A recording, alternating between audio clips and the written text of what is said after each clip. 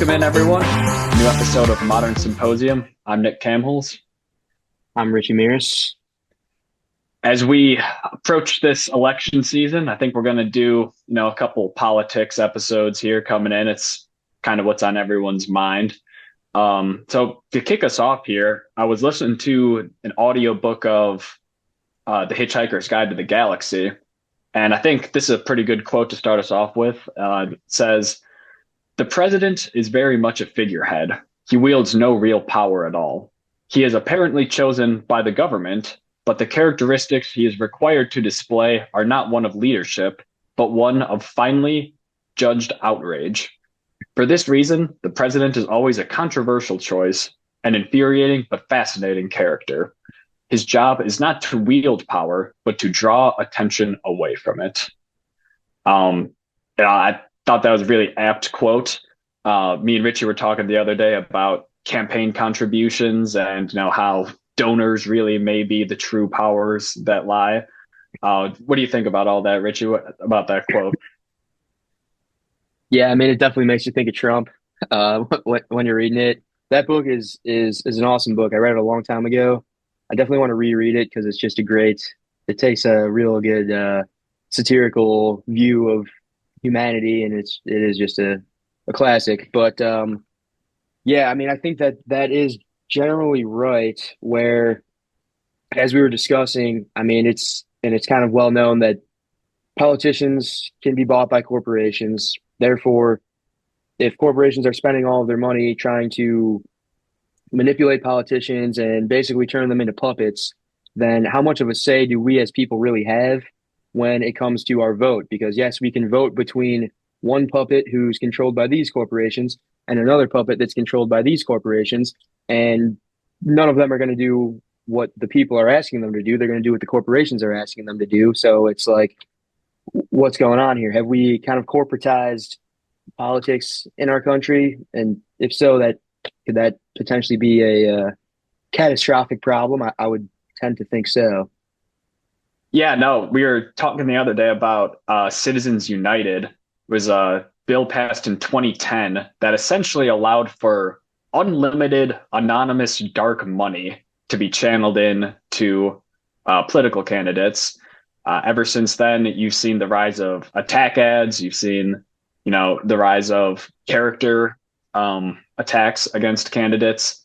It's like 10, 15 years ago, if you did a character attack, you were categorically eliminated from being, from holding high office.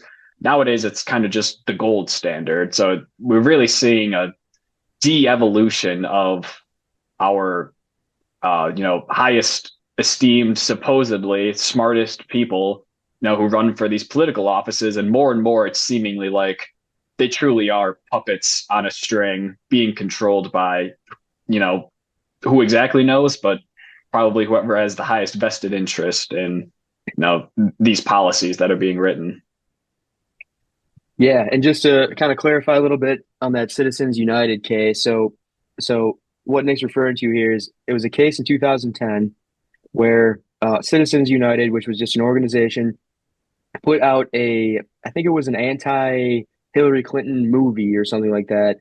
That it was some type of media content that they were putting out. They put all of their money into, and according to the FEC, the Federal Election Committee, they said that this violated campaign finance law or something like that.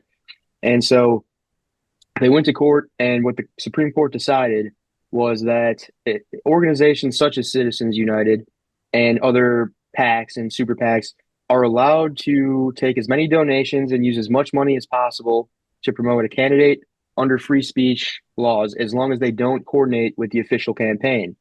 So that was in 2010. And that coordination with the campaign part is important because what they're not allowed to do is go and take a video of, say, in that case, Hillary Clinton saying her piece if they were supporting her, or if they're supporting Trump. They're not allowed to, coordinate with his campaign and have him send a personal message through their content. But what they are allowed to do is create attack ads on the other candidate because technically that's not in any relation with the campaign that they're supporting. So it makes perfect sense. I mean, if that case was in 2010, I mean, I remember hearing about and reading about how the 2012 election between Barack Obama and Mitt Romney was just like one of the most what was the word? Like it was like a bloodthirsty election. It was they were cutting each other's throats. It was more attacks on character than we've ever seen before. They thought that was terrible back then. Now, since then, every election has had Trump, so it's obviously been exponentially worse ever since. But it makes perfect sense that that 2012 election was the first one where we started to see that because it was the first presidential election after that law got passed. And you never really hear about that in the media. I've never heard of that case until just yesterday when we were looking into it. And could that be the cause of all of the chaos and division and nonsense that we're dealing with now? It seems like maybe not the only cause, but probably part of it. Yeah, one of the interesting things we talked about yesterday was this could even be a worse outcome than basically allowing people to directly fund the campaigns. Because if, say, Donald Trump is $100 million and Kamala Harris is $100 million, at least they are the ones deciding how to spend it, right? There's some semblance that they are the ones in control of their own fates.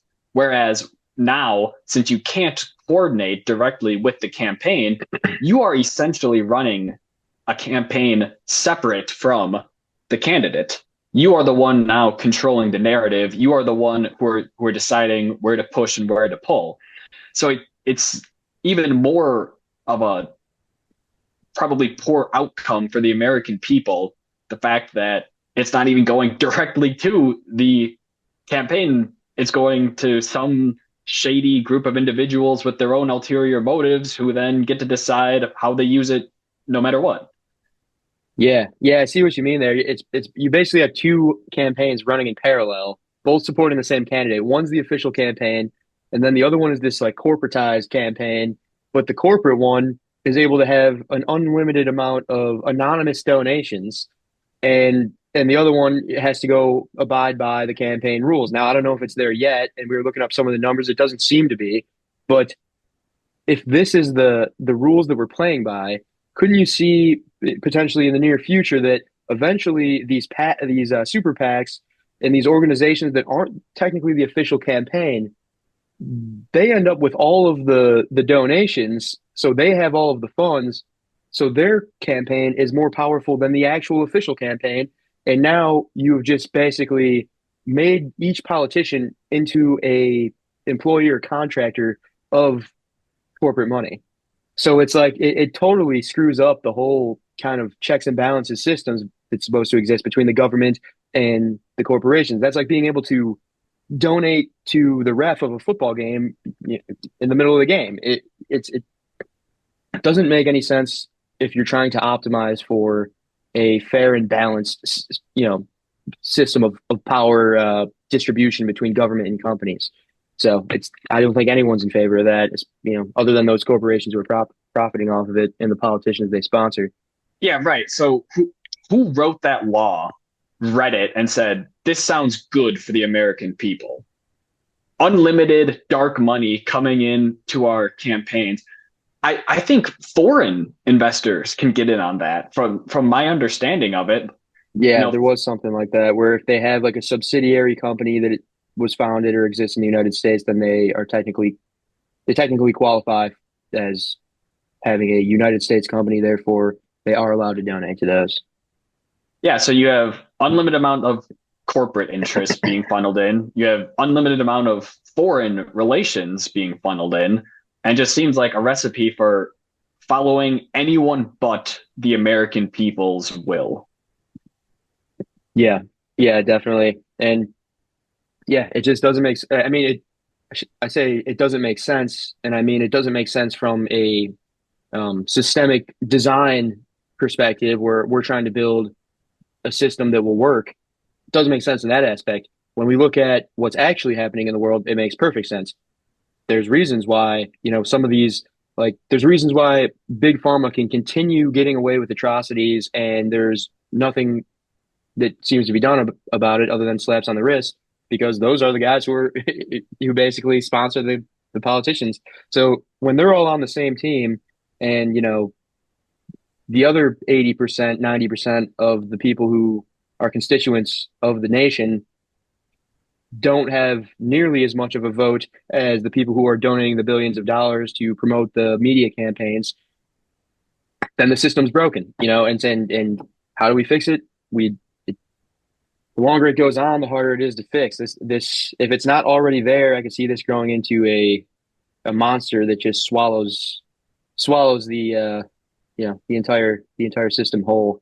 Yeah, here's another kicker is the revolving door between our government and say high-ranking financial institutions is crazy. People go from being on the board of directors at JP Morgan into being on like the board of trustees in the federal government back into the corporate world, right? And there's supposed to be a sort of, again, checks and balances wherein, oh, you can't, join the public sector after being in the private sector for, a year, something like that.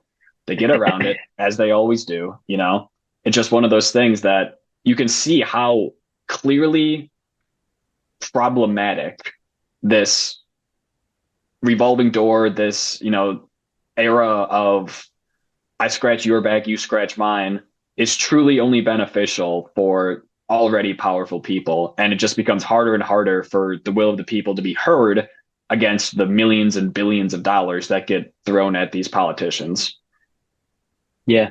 No, I think that is one of the rare issues that whether you are more of a conservative by nature or you tend to lean more to the left, I think both sides would, if they were knowledgeable of this, which most people are not, because of course the media is part of the game. So they're not going to tell you that. They're going to tell you that Kamala Harris plagiarized a paper in college or that Trump said some mean things about the veterans. And they're not going to tell you that, these are the laws that are being implemented and these are the ways that these companies are taking advantage of it and the politicians are taking advantage of it. And these are the ways that the average person's getting screwed over. No one's going to tell you that because the people whose job it is to tell you that are the same people who are, deep in the swamp with it. So they're totally incentivized to just sweep it under the rug. And how do we go about changing it? This isn't something that any politician would seemingly vote for. Again, the vested interest wants this in place so that they can continue to run interference, influence campaigns and elections. How do we get that law changed? I don't know if it's literally anything short of a mass collective movement of people saying we are fed up with this. We won't stand for this any longer. No politician is going to vote to repeal Citizens United. That's beyond the realm of possibility, honestly. Right. Yeah, I don't think, I mean, even just getting enough people to care about it to make a, to start a movement that would influence a politician to maybe do something about it. And that would be the starting point, but that is very tough to do too nowadays because yes, we all have the ability to broadcast as much information to the world as we want, and we also all have the ability to consume as much information as we want. But like we've talked about in the past, this never-ending stream of information, some of it's fake, some of it's real, everything kind of gets lost. And whether that's by design or just, a side effect of the way things are coincidentally, I don't know. But because of that, it's like even if we got say there was, a thousand, 10,000 people who all kind of caught on to this and they all decided we're going to start a movement to spread awareness of this and everyone started posting about it and telling everyone they knew. I still don't think it would do anything because how how long of traction is that going to have in social media? Trends rise and fall every day, right. seemingly. And it takes months and years for the political process to take action. How long is the fervor for this change going to stick around on social media? I mean, and then you've got the mainstream media, the fact checkers who are just going to come in and say, no, that's not true. Right. And that's just people spreading, that's Russian disinformation. That whatever they say about everything else that people expose that they try to protect, and then it turns out that the people are correct and the professional media companies got it wrong. I mean, it would just be another one of those. I feel like that is becoming more and more common, and that in itself is kind of a whole other issue. But they tie together in that way where just having an informed population is a fundamental property of a functioning society, a functioning democracy. And so if the population is uninformed, democracy is likely to fail, you know? Would you say we are uninformed or almost over-informed at this point? Like there's certain aspects where we can literally, as we've said before, watch in real time wars happening on the other side of the world. And that aspect, we are very informed. In other aspects on how our political process actually works, we are pretty incredibly ignorant to some of these processes, how the wheels of power actually move. But Yeah. it's kind of both. It's kind of, well, way too much about certain things and not nearly enough about other things. Yeah, yeah, you're right. That uninformed is probably the wrong word. I would say the word is probably misguided. Yeah. Whereas, our algorithms and all this, all the everything that's popular for people to pay attention to is kind of just mostly nonsense. And then all of the Again, important going things back are, going back to that hitchhiker's quote to start it, it's about drawing our attention elsewhere rather Mhm. than it's about drawing eyes away from power rather than keeping the focus on the people in power. Right. Yeah, no, that makes a lot of sense. I mean, we're in a world of infinite content and entertainment. And so it's kind of like the Roman circus where, when the things start going bad, they just, hey, the circus is in town. Hey, here's some free bread. Now all of a sudden the people they stop rioting and they stop trying to overthrow the king and revolt. And they just say, oh, the circus is in town. We'll go watch that. And we're living in a world of constant circuses that never end all through the day, all the time. Even people who think they're getting informed, they think, oh, I'm not doing this for entertainment. I'm trying to be informed. So they turn on the news, but the news is entertainment. And so there's Mm-hmm. no, unless you're really sitting down and reading through, you know, documents or books detailing boring tax codes and all the stuff that no one's doing, then it is very difficult to actually know what you're talking about. But and I think that's where we're at. And everyone's got a voice, and very few of them know what they're talking about. So you just got constant shouting over each other, trying to push propaganda at this point because, Right. And well, how long can those echo chambers run, right? Like one account posts some piece of information, maybe it's true, maybe it's false. Thousands of people just start mirroring whatever that account just said, and whether or not it's true or not, it becomes true in the court of public opinion, right? Like it's something gets posted and ran with, and then days later that's just in people's vernacular. What's crazy to me is seeing things on other people's timelines that are on your timeline as well. Like it shouldn't there shouldn't be this much overlap of what I'm seeing and what everyone else is seeing, right? One of my favorite stories of this is when I was studying abroad. One of our friends from home, who was it? I forget who it was, but he was on a plane, and there's a lady who was like screen watching his phone. So he recorded his screen, took a video with the front facing camera and pointed at the lady, and she like jumps up because she saw herself. She got caught watching his screen. I go to show this video to my study abroad friend, and he goes, "Oh yeah, I've already seen that one." A kid from my high school, he had already seen the video of before me. yeah, no, that is pretty crazy. I've seen a few of those videos too. That is pretty funny. Oh, you know who? I know who it was. I'll tell you after the pod. I remember that one. But that brings to another point, which I think is kind of an interesting take because I haven't really heard anyone bring this up, and it clicked today. Because we were going to have this discussion about politics, and I was coming in thinking like, okay, we'll probably start having some political debates over the policies that each candidate has proposed and that type of thing. And I'm going through, and I realize that when it comes to all of the issues that matter to most people, the border, economy, probably a couple others, but those two specifically, both candidates are either saying the same exact thing or they're saying kind of similar things that all kind of tie together.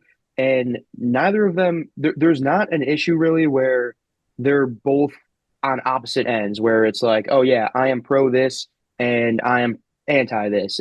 The border is a good example where both Donald Trump and Kamala Harris both claim to be for a secure border. Yet when I mean both of them have been in office and during their terms, the border was extremely unsecure for both of them. And Trump might have tried to do more to secure it, but it doesn't. I mean, they're both saying that they want to do the same thing. In that the no tax on tips was another one that I believe Trump said it first, but then Kamala said, "Yeah, I'm for no tax on tips too." They both say that we're going to lower taxes for the middle class, whether they're actually going to do that or not. They're both, all of their policies kind of come around and they're very, very similar.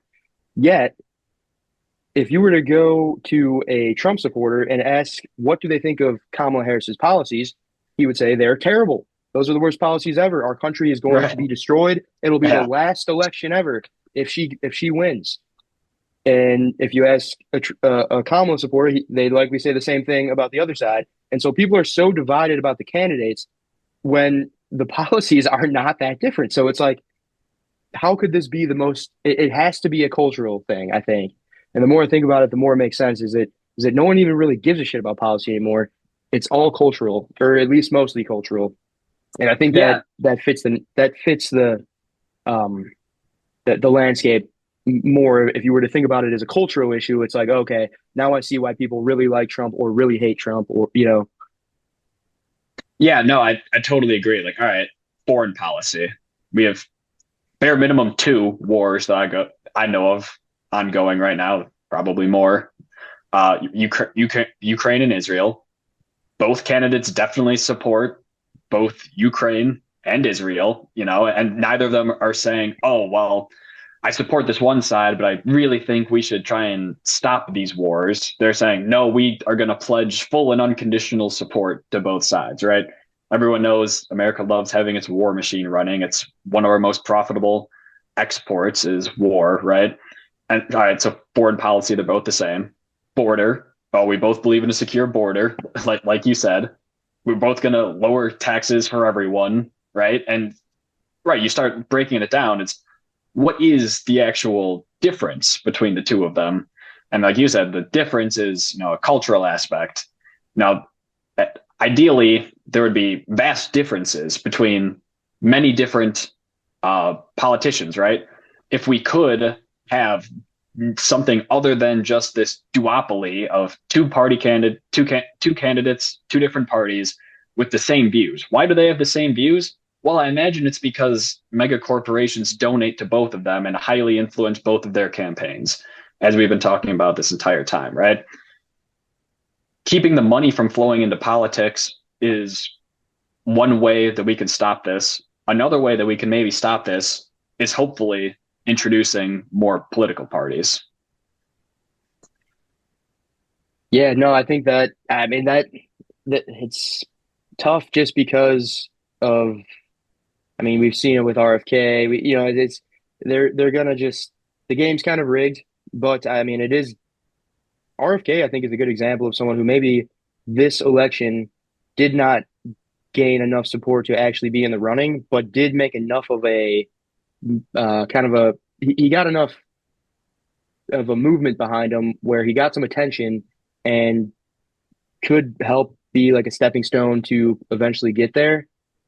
I think it's possible. I think the people have to be a little bit less prone to being so easily manipulated by propaganda. I mean, the thing about the two-party system is it's a perfect formula for the propaganda machine as well because it's a good guy and a bad guy, It's And perfect for so, both sides. There's one right. enemy and there's one correct way of doing things, right? It's our way or despotism, or your children aren't going to grow up in the place that you grew up in and called America and called home. They're the other side is so inconceivably against our virtues, right? It's hoopla. hmm Yeah, and I think that the more I think about it, the more the cultural kind of deal makes sense as the prime motivator for majority of people's votes. I mean, there's like an old saying that the left looks at the right and considers them evil, but the right looks at the left and considers them naive or something along those lines. And that is just played out so much. It's just amplified so much by this two party system where it's they just take advantage of that because then they can take things out of context and they can say, oh well, look at what they said on the left, look how dumb they are, and then they could take something Trump said and say, oh well, look how evil he is, and it gets everyone fired up. Like I would bet most people's vote, like I've said before, I'm likely to vote for Trump. My vote is less for Trump and more against the left, or for me, more against the establishment media, against the establishment politicians. But I would bet a lot of people who are voting are not voting for Kamala; they're voting against Trump. And so it is kind of just who's the worst person at this point. What percent of people do you think are voting based on policy? Probably a small percent, 10 to 20, And hopefully. here's a good one I brought up the other day. My brother actually brought this up to me when I was visiting him. He said, "What? How many votes would the Democratic Party lose if they didn't lord women's reproductive rights over them? If there's Mhm. any policy that anyone actually votes on, it's probably women who want to have bodily autonomy, right? Take away that, if the right could just become somewhat more lenient in that aspect. I thought JD Vance started doing a good job at the vice presidential debate on this question. He was like, I I see that we have shortcomings in this aspect. The Republican Party should be the party of families. We should make it easier for people to have families, not harder, right? If the right can somehow like regain some of that ground, I think that Democrats could be in a big issue because like we've been talking about, what other policy do they have? Yeah, no, that I think is 100% right. And I mean, as far as what people are worried about, like I can't imagine that there is a huge majority, or at least, about 50% of people are sitting at home like, oh, I don't know what I'm going to do if I can't get an abortion. Maybe, women between the ages of, uh, you know, 18, voting age of 18 and 35, but after that, that's not, I can't imagine that's the number one concern on the majority of Americans' minds, but I bet it is more and more so because of that exact reason that you said, which is that is one issue. And me as someone who tends to lean Republican, the Republicans have that one wrong. I think they have it wrong, or at least their extreme base that they refuse to kind of condemn or dismiss.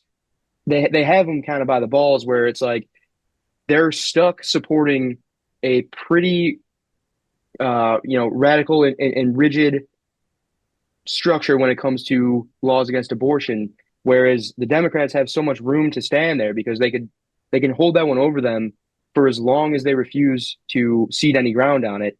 And I think I agree with you. I think JD Vance was right in what he said in the debate. I think that makes sense.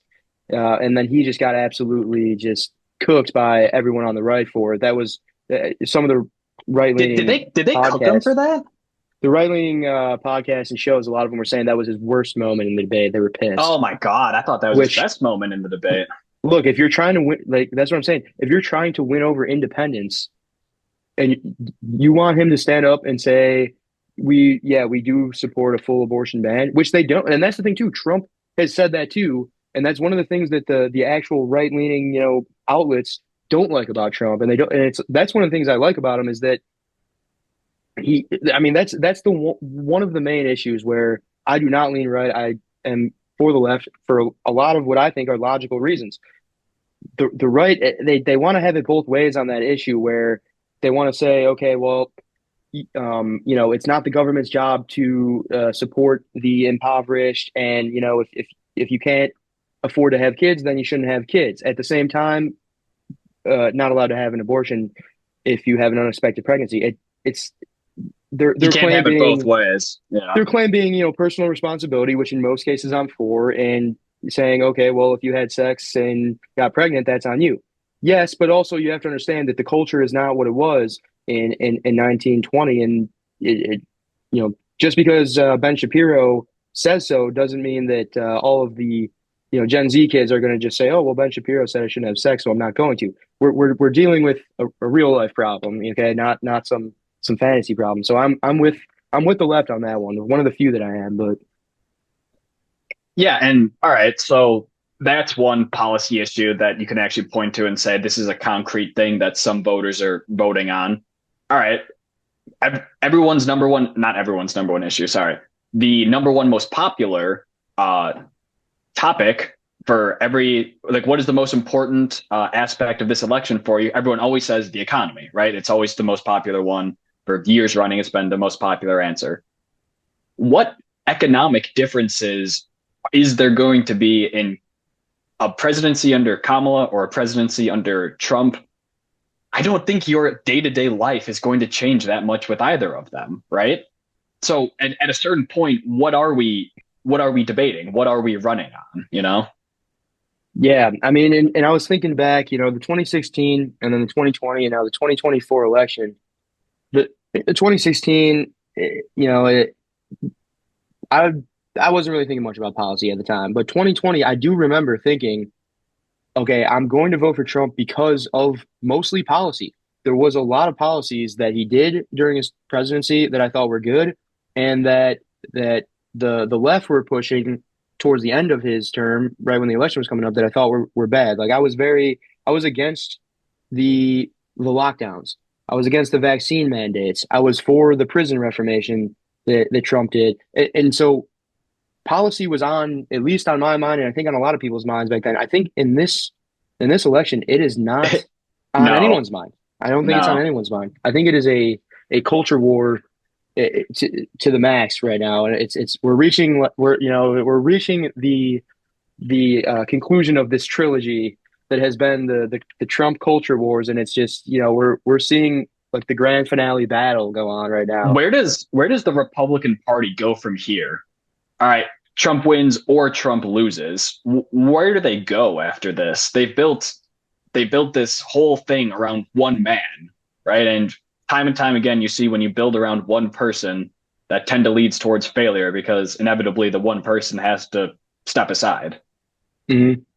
Well, a couple of things on that. One, I think that might have been his prime reason for choosing JD Vance as VP. Got a young guy who he can lift from, he just got into politics recently. Um, he can kind of build him up, get him some attention, so that way he can eventually maybe take a step. I know a lot of the right are talking about, JD is one day going to be the presidential candidate.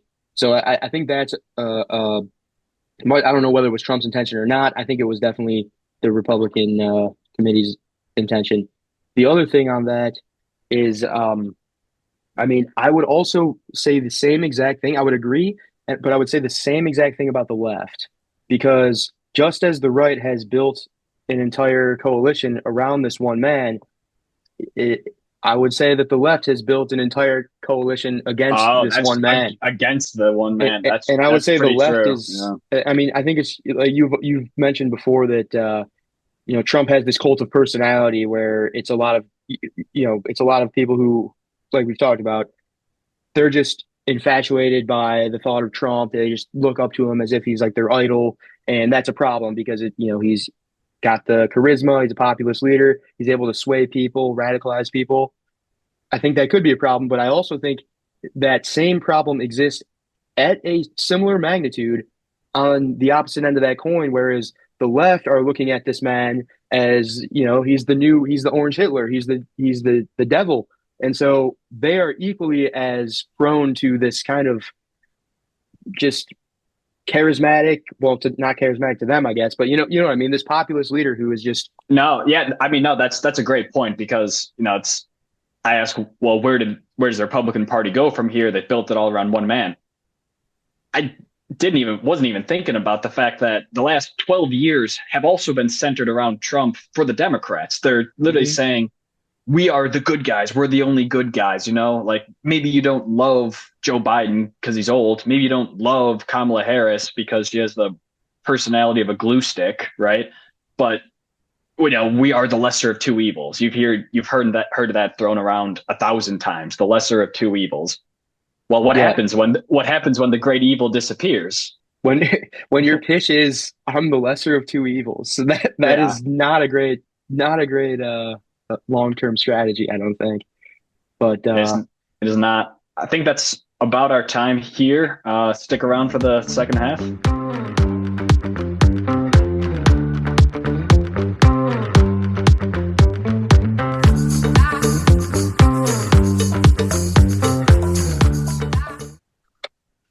All right, welcome back, everyone.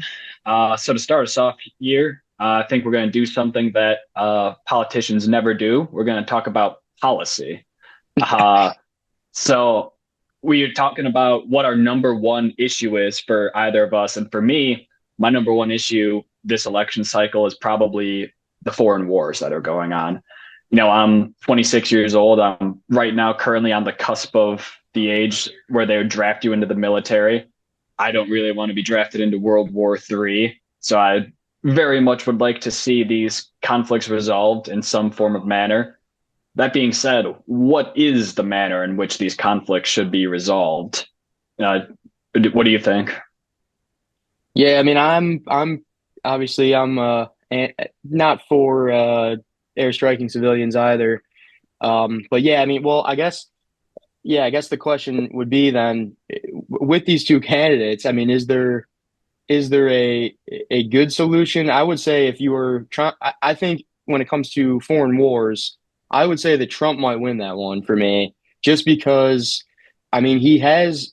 I think that the key in the current climate that we live in this globalized economy is it's not to stop war by having one power dominate and win and then just control everyone under one harmonious basically globalized society. That's possible too, but that might be a little bit of a stretch. But I think one of the reasons that we haven't seen as many wars in the past is because we do have these kind of competitions when it comes to economic incentives and so look, if I'm going to invade a country, I might be better off to hold up and say, well, wait a minute, maybe instead of invading them, I could just trade with them, and then I win and they win, and it's a win-win for everybody. Versus, well, war is kind of a lose-lose, for in most cases. And Who do I you think think the working out, better diplomat between the two candidates would be? um, yeah, I mean that stuff. I wouldn't describe Trump as very much of a diplomat, but I don't No. think Kamala's a very great diplomat either, honestly, especially when it comes to, I mean, if you look at the two wars that are going on, um, you've got one in the Middle East where uh, I don't see Kamala being able to kind of hold her own against, some leaders in the Middle East, and then the others between Ukraine and Russia. I would say the same thing applies. Where I mean, right now it seems that Kamala is all buddy buddy with Zelensky, which is not, I don't think, a very good thing. I don't think America should really be fully one sided in either of them. I think they should be more along the lines of a broker kind of a deal maker. But what do you think? I I would certainly say I would believe Kamala to be a better diplomat of the two. Trump is notoriously a bully. Notoriously it's his way or the highway, and that's basically antithesis to being a diplomat. Diplomats are supposed to aim for that middle ground, find a solution equitable to everyone. I don't think either of them are going to be able to go in and end the war. I don't live under these ridiculous ideas that, there's one person who can go in and, wag their fist around and say like, oh, Israel, you got to stop bombing civilians, and, Russia, you got to withdraw immediately. That's just not going to happen. No, the issue then arises, well, what is the difference in their foreign policy? And that's the issue is I don't think there is a difference in either of their foreign policy. I think Kamala is just going to continue to arm Israel. I think she's going to continue to arm Ukraine. I think Trump would do the same thing. Now, so really in that aspect, it's who's a better representative of our country, who can, maybe bring people to peace talks, who can maybe try and form a bridge between these people. And I think that the less divisive figure would be the better one there. Yeah, I could see that argument. I also I think so. The only difference, at least from my perspective, that I've seen is it's kind of the opposite on each end. So if you've got Kamala, who in the Middle Eastern War, for example, she toes the line, which we've talked about before is a good political strategy. So she doesn't really go full to one side, full to the other side. On the other hand, Trump tends to publicly favor Netanyahu in the Russia-Ukraine Kamala's war. Kamala's pretty in on Israel. Like we are At least so publicly, buddy I mean. we are I mean, so buddy with them that I think I even guess that's the I thing. think publicly she's closer to Palestine. She has to Right. court those voters saying like, "Oh, I believe in Palestinian lives. Palestinian lives matter. Here's another $3 billion, Israel." Right. Yeah. No, I mean, even that is another point too, is because Kamala isn't even Kamala. Kamala is the established, it's like Kamala is the new face that they put on the old regime. It's the same thing. And the old regime, obviously, as we know, is pro-Israel. And then I was going to say with Ukraine and Russia, it seems that the Kamala campaign is very much publicly, I am pro-Ukraine. Here I Yeah, am with Zelensky. We're signing the missiles that are going to go kill civilians later. And so they're all, everyone's on the same page there. And Trump is the guy who, everyone tries to say he's a in the pocket of Putin or he works with Putin. I think Trump is the guy there where he's not really trying to pick a side there. He's kind of just trying to toe the line. Either way, I mean, I guess it's hard to say what either of them would do, but I guess what do you think is just a general, so just general, not even this current general, situation we're in. what should happen? What would Yeah, be an ideal solution? you've got some, you've got the most powerful military, the most powerful economy in the world. You kind of control most of what's going on with, all of the geopolitical things throughout the globe. And you've got some wars breaking out between other countries that we want to stop for our own interests and for the interests of everyone else. What is the best approach? Do we remain isolationists? Do we remain neutral? Do we pick a side? Do we Good. use the carrot, use the stick? Good question. I like that one a lot because I was just thinking about this earlier. I would want to see us really take an isolationist approach. I think for too long we've tried to be the watchdog of the world. And there is a certain aspect where we have military bases in like basically every other country or world in the world. We have our aircraft carriers patrolling the seas basically as like a flex on every other country. We can bomb the shit out of you at any given moment, right? And that protects our economic interests. That being said, I would love to see us scale that back just a little bit and not have to stick our nose in every single conflict that arises, arm one side or both sides of every single conflict that arises. I would love to see us take a step back and say, this isn't up to us, like not my clowns, not my circus sort of deal. I mean, yeah. So in the Ukraine-Russia war, I would say, like, if I were to kind of just very surface level idea of it, is that it seems our interest would be in siding with Ukraine simply because it's just, Ukraine is a kind of a buffer zone between Russia and NATO. And so it's like, okay, if Russia's kind of invading this way, that adds to the threat level that we have. We might want to side with Ukraine. I can see that argument. For the most part, I don't think we should really get involved either, but I can see that argument. When it comes to the Middle East, that one is one where do you think we have a vested interest on either side, other than the fact that we're making money by funding their weapons? I, Other than right our military industrial complex, we've for decades now supported the state of Israel. The main ideology behind it that you'll see why we do it is because they're the only democracy in the region. I think that's complete bullshit. The US has overthrown more democracies in that region than we've upheld, right? So I think that's complete bullshit. I think Israel is basically just an appendage of us so we can have our military presence there and then force the countries around there to economically side with us. So I always botch this word. I don't.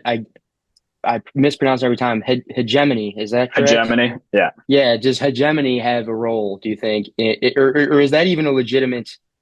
Is that just nonsense? Having hegemony in different spheres?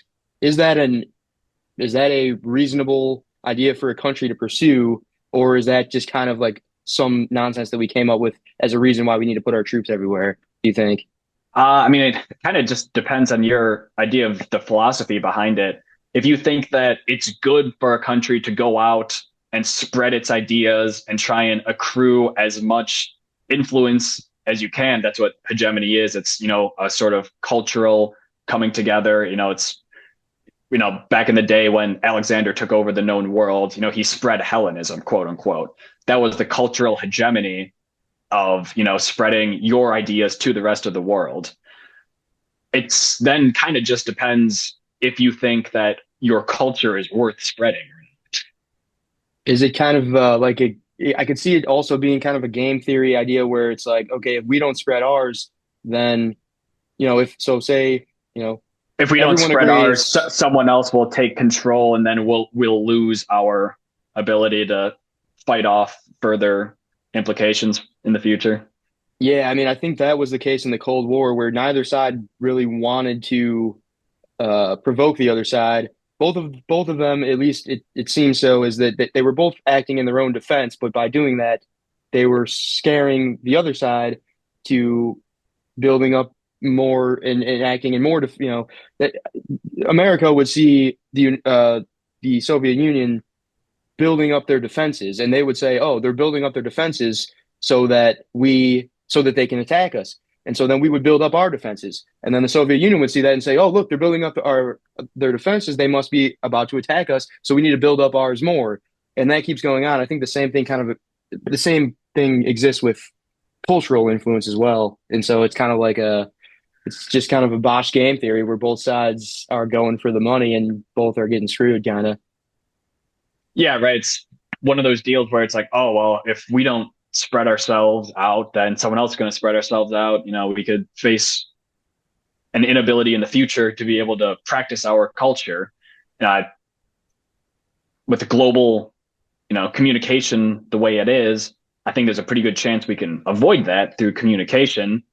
It's actually pretty incredible to me that war still persists to this day. The fact that people who are living in Ukraine can talk to people who are living in Russia and say, we are pretty damn similar. Our languages are almost the same. I can speak Russian, you can probably speak Ukrainian, right?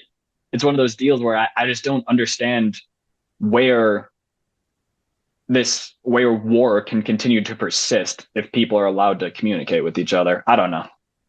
Yeah, I mean, one thing too that I picked up on about a little bit about Ukraine, but also about the Middle East war was that it almost does seem like the war that's being fought on the ground, or the physical war, the bombings, the airstrikes, the actual, the blood spilling on the ground.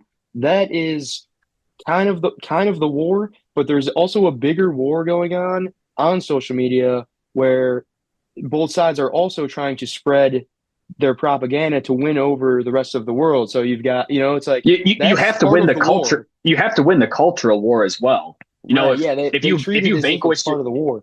if you vanquish your enemy and the rest of the world is looking at you like, what the hell did you do that for? What it was is that really a victory? Is it a Pyrrhic victory? Yeah, right. Yeah, I mean, you can dominate. I mean, realistically, Israel most likely has the power to bomb the shit out of the Gaza Strip and They leave do. no They living do. civilians, and then just walk right in and just, dump the bodies in the river. But they won't do that because then they are viewed as the bad guy from the rest of the world. So in a way, Hamas and the Palestinians, their defense mechanism, rather than fight back against this much superior army, is to win over the hearts and minds of the West in a way, Yeah. right? Does that make sense? No, that absolutely makes sense. I Yeah, think kind of we an interesting thing. think we covered wars pretty well. What would you say your number one issue is? So I guess when it comes to policy, I think, and we've seen not so subtle threats to it a lot over the past decade or so, is the First Amendment, freedom of speech as the main one that everyone refers to, but it goes the same way with freedom of press. I mean, those are kind of the same thing nowadays. That I think is a major issue because I don't think democracy can survive without it. And I do think that democracy should survive, although it's not a perfect system, but it's a pretty good one compared to the other ones. And with I don't I and when it comes to that, I mean, everyone likes to talk about, oh yeah, free speech. No one is out here saying I don't like free speech. But what they Hmm. are doing is they're saying free speech is not, or they'll say hate speech is not free speech. Well, I disagree because I think hate speech is free speech because the whole point of the protection of free speech is to protect speech that someone might not like. Because if everyone was just saying things that everyone Yeah, liked, yeah, but there has to be a line somewhere in hate speech. Like you can't be allowed to say some things. Like you have to agree with that. well, when it comes to hate speech, I don't. When it comes to, I don't think, I think that there's exceptions in ways that are like a direct call to violence. I could give an exception there. I think like libel or slander by a verified media outlet on a publisher platform, that's something you could debate too. I don't think CNN should be able to go out and say that, Trump uh killed a man yesterday or something like that. That there has to be sources to back things up when you're coming from a publisher perspective. I think those two are good. When it comes to hate speech, I think I'm not going to say I fully disagree that there should be no line, but I would like to. I am yet to see a solid proposition as to where that line should be. Yeah, all right, let's figure it out here and now then, because the first thing I was Okay. going to bring up was call to violence. I mean, right, obviously you should not be allowed, say Trump or Kamala came out and said, you know what, the border is a big issue. We should round up all Mexican people and throw them in camps, right? Like you can't be allowed to say that. Well, we can both agree on that. So where then does the line get drawn? As you said, pure fabrications shouldn't be allowed. You shouldn't be allowed to lie and try and pass it off as the truth, right? So satire is a protected speech. You can make fun of anyone, right? You can post like the Onion is allowed to post a line that says something like Trump calls for everyone who's not a Christian to, not vote. So I don't know. I can't think of something clever like the Onion off the top of my head. You are allowed to satirize something. Mhm.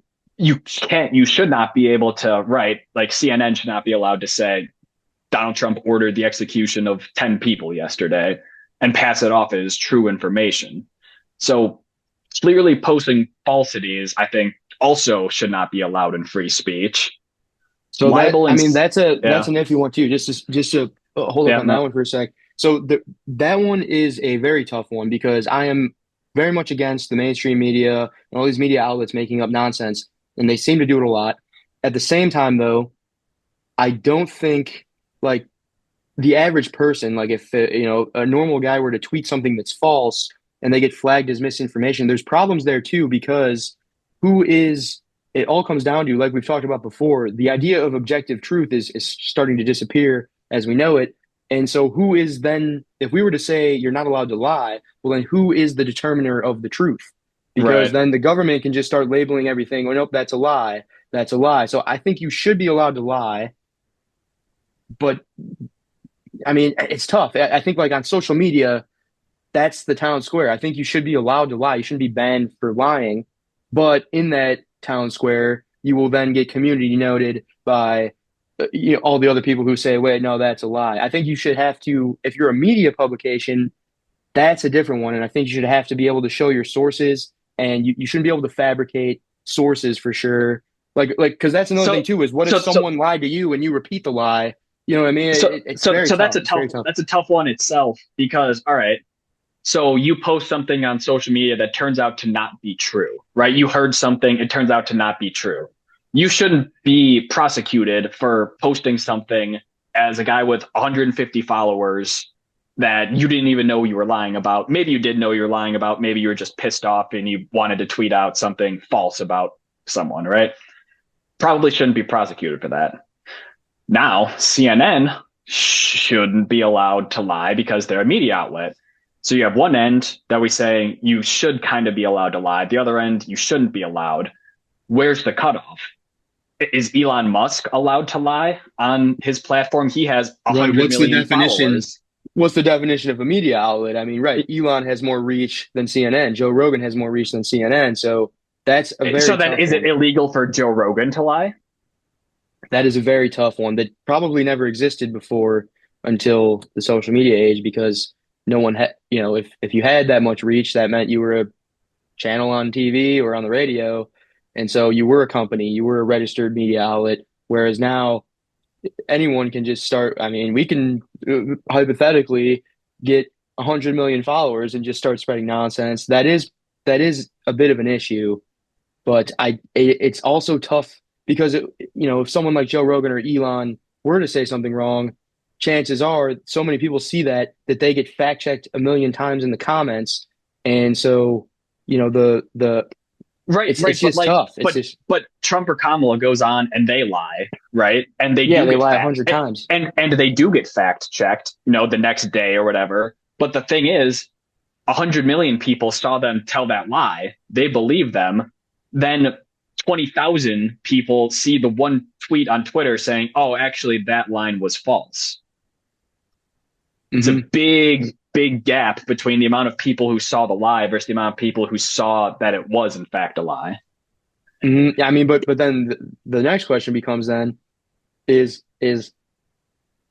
because has come up a couple times too, where the fact checkers who fact checked a debate or someone they were lying. The fact checkers have gotten it wrong, and so then it's like, okay, well, who decides whether it's a lie or not? That's the tough part. Who's fact checking the fact checkers? Who's fact checking the fact checkers? And if it's a centralized source that's saying, oh, that's a lie, well, then in that case, so say Trump wins the election, well, now any bad news about him, you could say, nope, that's a lie, put him in jail, and so that's a problem too. And so I think letting people lie is the lesser of the two evils because trying to have a centralized power to fact check is a recipe for But we're disaster. so against misinformation, though. See, I mean, I'm against it when it honestly I'm a little bit biased. I'm against it when it comes from the mainstream media much more because they have that verification, they have that reputation. Authenticity, They're right? supposed to be the news, like if I see some jackass on Twitter post something, I'm not reading it and saying that must be true. I'm Yeah, reading it and saying like I wonder if that's true, and I'm going to go look it up on the real news. And when I go to the real news and they're lying, that's when I think it's a problem. Now, but at the same time, I am still probably I do not think that there should be a law against the media lying simply because then what you've done is you've created a government run media. If the government can persecute you for lying, that means that the government decides what's true, and that means the government now owns the media in all forms of information. right. That's Orwellian of the highest nature. That's Big Brother being able to discern fact from fiction and tell people exactly what's true and what's not. And that's Mm-hmm. not a good scenario as well. So does the line get drawn then at publications at like if you are supposedly a news outlet that's where the line gets drawn? Yeah, and I think that what we have now, I don't really have a very deep knowledge of all the ins and outs of it, but the idea that if a publication were to publish something about you that's provably false, then you can sue them for That's libel or libel, slander. yes. Right. And I think that's reasonable. And then the other one was like when the main topic that has come up more recently is the idea of hate speech, where social media is banning what they consider to be hate speech. Now, that one I think is an even tougher line to draw because I don't think there really should be much of a line at all. There just be I mean if there has to be a very solid one because it is such a slippery slope where if there is not a very rigid rule on what you can and cannot say, then that will be taken advantage of to the max. Whereas it if you allow everyone to say whatever they would like, then they will be culturally punished rather than legally punished for saying things that the culture does not agree is something that you can say. Do you have the overlords prepared right now? I can pull them up.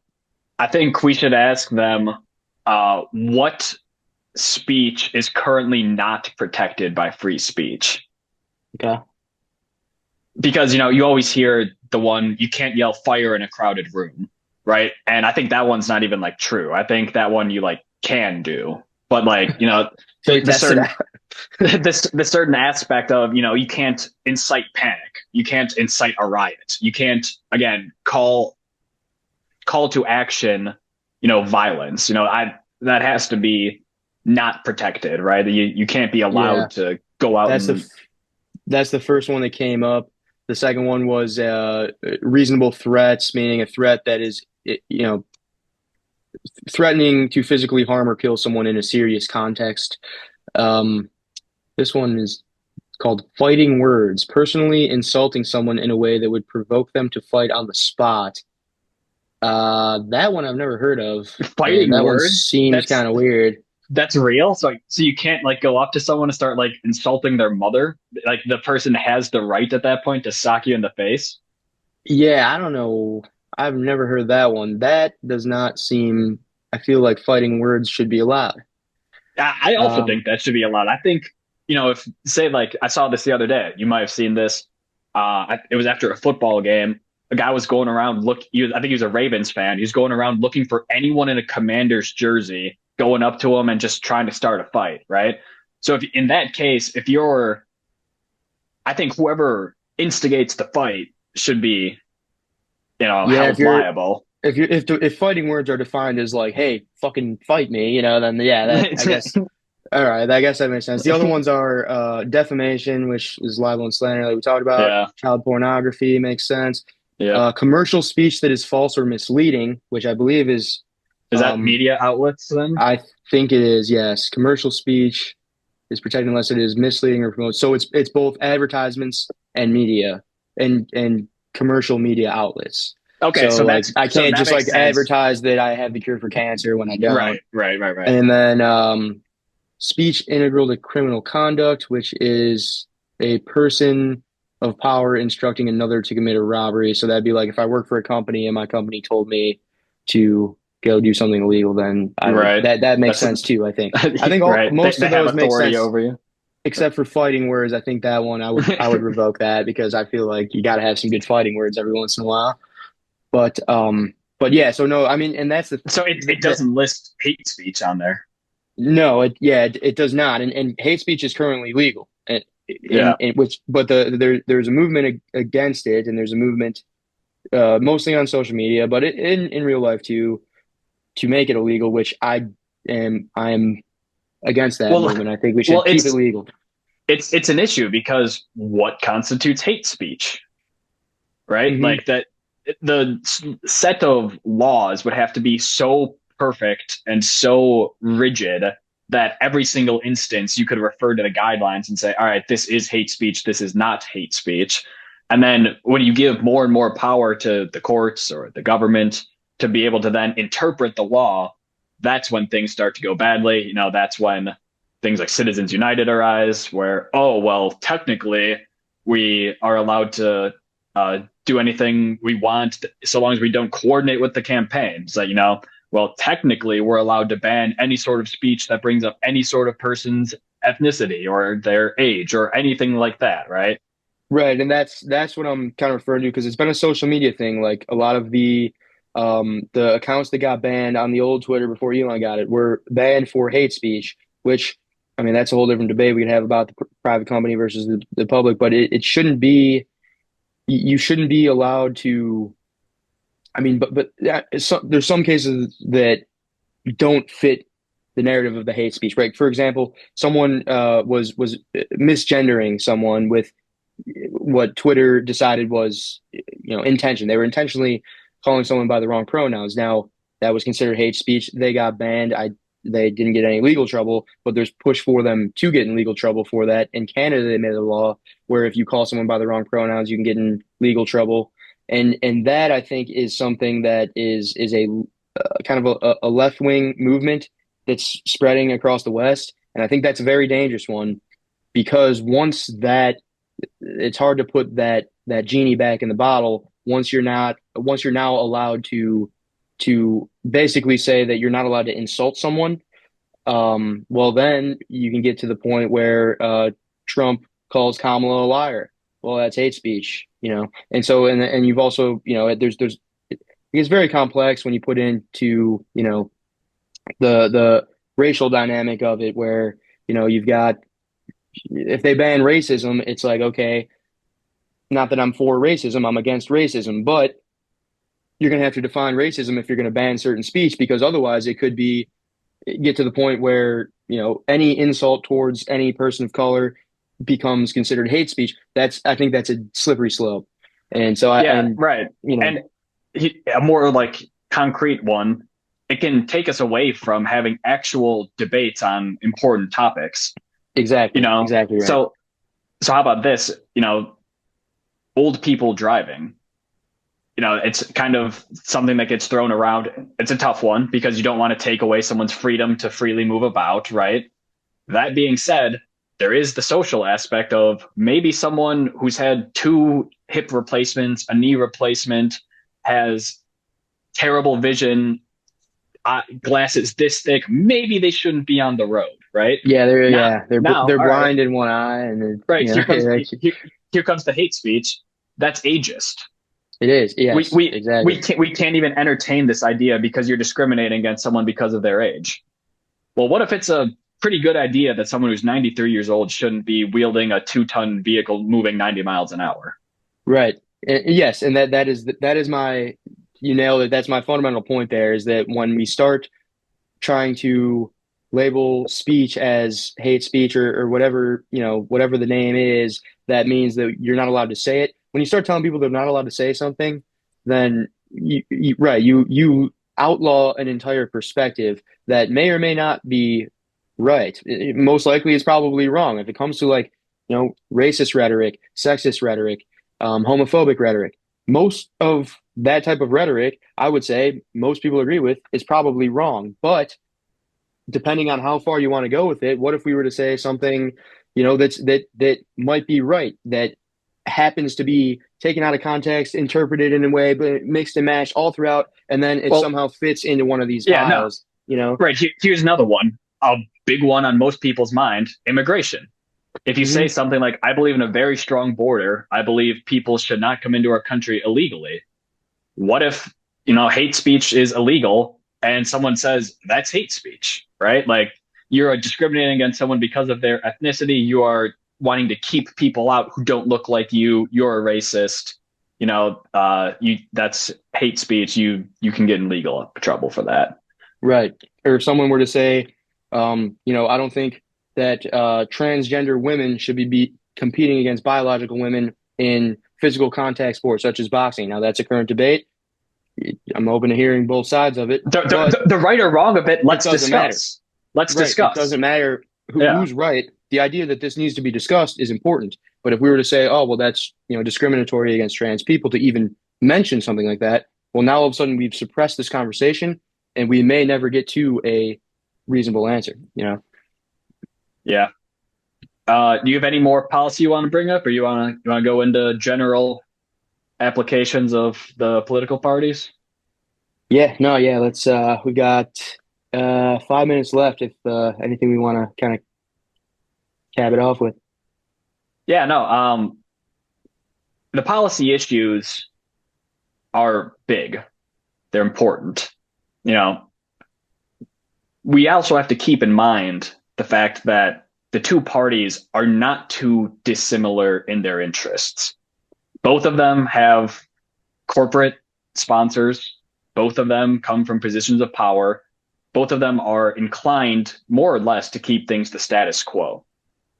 You know, you hear all the time that, you know, the right conservatives, they want to keep things the way they are. They don't want to change too much. Liberals are supposed to, you know, thrust you forward a little bit, you know, get the engines of society moving a little bit more. Realistically speaking, neither really wants to give that much ground of where things currently reside. Because where we are at, even if it's terrible for the American people, it's good for the political parties. Yeah, no, and I think it's also too, we've talked about this before, whereas I agree, I think it's partially by design, well, it's mostly by design that, not a single president can really get much done without having all of Congress on the side as well. But also it's part of the human psychology of, well, I don't really want to make any drastic changes when I have the livelihoods of 400 million people on the line because history Right. won't remember me very fondly.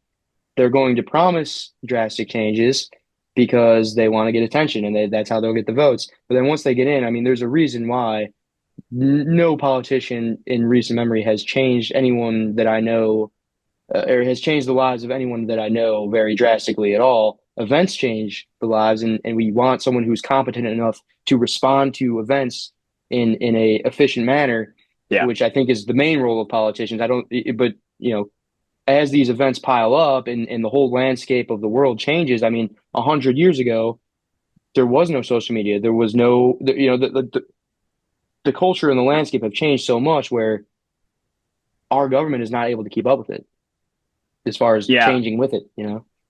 Right. That's the role of government in some aspect. It's to one, protect its citizens from outside threats. It's also to protect it from inside threats, but it's more or less to try and better the lives of its people.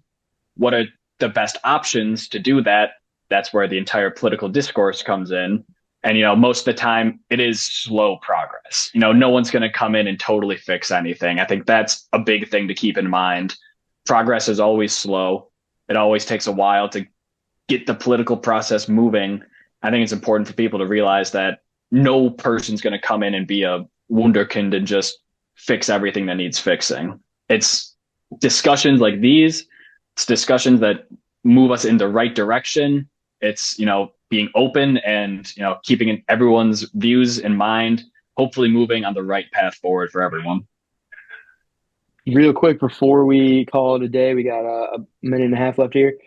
Do you think that the government having slow progress, as you said, do you think that that is a feature um, rather than a bug? And if so, do you think that that's starting to pose a problem? Because as we see, technology is starting to rise exponentially faster, but our government is still moving very slow. That could probably be a whole nother debate for another day. But Yeah, any, I think that is a feature of it. It's not a bug. I think it's designed for the fact that laws should take a long time to discuss. They're supposed to be having debates like this over bills that get passed. They aren't supposed to be 1,200 long page documents submitted one day before that no one had time to read and we all have to vote on it now. No, it's supposed to take a long time to get the best ideas forward. But I do agree that does not now play an issue in the fact that things change so quickly that our political process might not be able to keep up. agreed. Yeah, I think that's one of the main problems we're seeing right now. All the big stuff that we see, the visual stuff, I think that might be symptoms of that underlying issue that the technology is moving faster than we are as humans able to do. But that's about all the time we have. So we'll wrap it up here and we'll see you next time.